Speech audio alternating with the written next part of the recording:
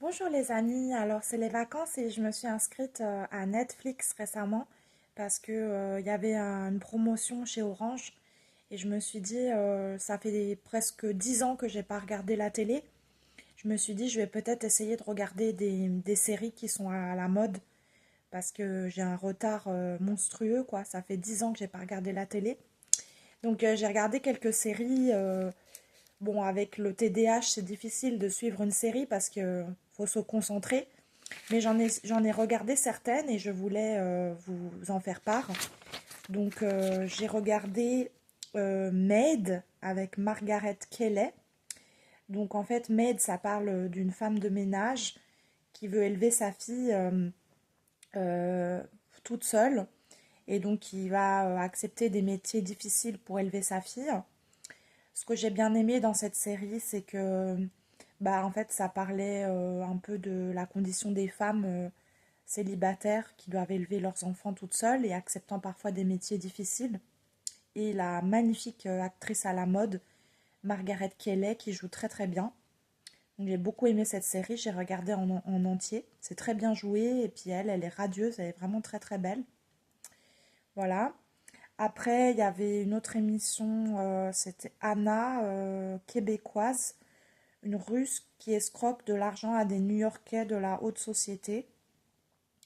Donc là, c'est assez, c'est un peu américain, enfin c'est québécois, mais c'est dans le style américain. Ça va, c'était pas mal. J'ai regardé un peu Orange is the New Black au Québec. Donc là, c'est la vie en prison d'une femme incarcérée pour 15 mois de trafic de drogue. Et en fait, on suit le quotidien de cette femme dans une prison, où avec les détenus, comment elle évolue, comment elle se comporte. J'ai regardé un peu quelques épisodes aussi, c'était pas mal. C'est très à la mode. J'ai regardé Dynasty, vie de la riche et puissante famille à Atlanta, secret du monde de l'entrepreneuriat. Donc là, on est dans une série un peu classique, un peu du style américain aussi, avec des jeux de pouvoir entre les protagonistes, des jeux de manipulation, de qui va devenir le grand entrepreneur de la famille. Après, j'ai regardé Geek Girls au Canada. Donc, c'est la vie d'une fille qui est une geek, surdouée. Et personne veut être son amie parce elle est gauche, elle est maladroite. Elle se lance dans la mode malgré tout et elle veut devenir mannequin. Et elle obtient du succès dans ce monde. J'ai beaucoup aimé cette vidéo parce qu'on voyait toute la souffrance de cette femme qui est rejetée par tout le monde et qui trouve son salut dans la mode. Et il y avait beaucoup de psychologisation. Je m'identifiais un peu à elle parce que j'ai été victime de harcèlement. Donc ça, j'ai beaucoup aimé Jig Girl. C'était très touchant. On la voyait dans le bus.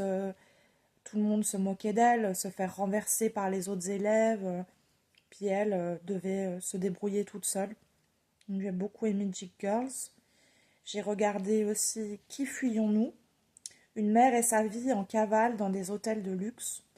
Donc une relation intrigante entre une mère et sa fille qui vont dans des hôtels de luxe et on ne comprend pas leur relation, on ne comprend pas pourquoi elles sont étranges, pourquoi elles sont toujours ensemble.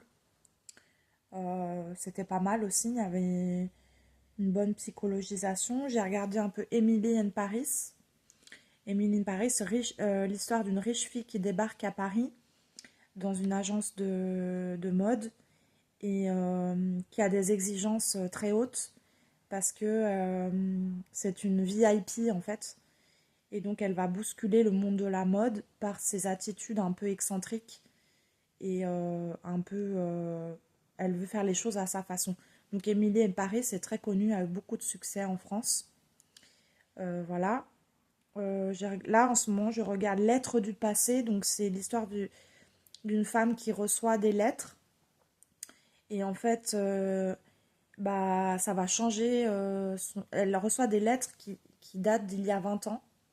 Et en fait, ça va changer sa vie actuelle. Donc là, je suis en train de regarder cette vidéo.